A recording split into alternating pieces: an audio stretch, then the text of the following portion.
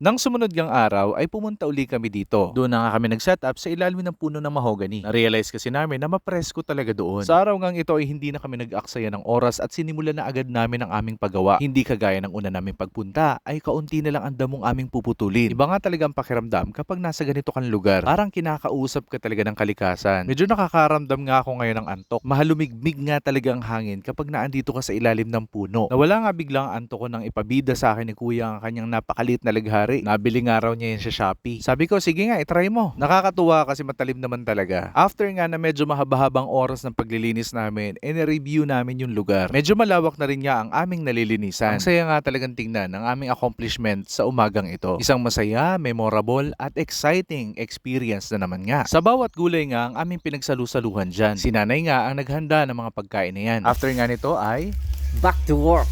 so back to work na naman nga kami. Ang mga nagamas na ni tatay ay akin namang nilalagay dun sa aming sunugan. Tamang pantaboy na nga rin sa mga lamok at mga insektong lumilipad-lipad. Naalala ko nga kanina na merong pumasok sa mata ni kuya. Pero naalis ko rin naman. Bumili nga rin pala ako ng bota para kay tatay at kuya para mas ligtas sa bawat hakbang na ginagawa namin. Sa tuwing nagsisiga nga ako ay ito ang napakagandang tingnan para sa akin. Ang lumalagpas na liwanag sa mga pagitan ng mga dahon at sanga. Kapag ako nagpipinta, isa ito sa mga temang gusto ko. Bakit uli si kuya ng nyog? Medyo mahirap lang makakuha pero nakaapat siya ngayon. O diba? Libre na ang nyog, libre na ang buko.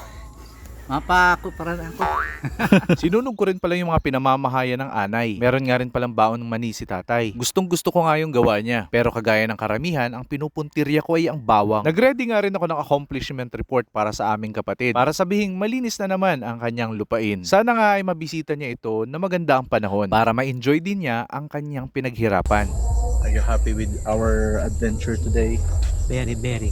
Kung nakarating ka nga sa part na ito, ay maraming salamat sa iyong panonood. Like, follow, and share. Thank you so much.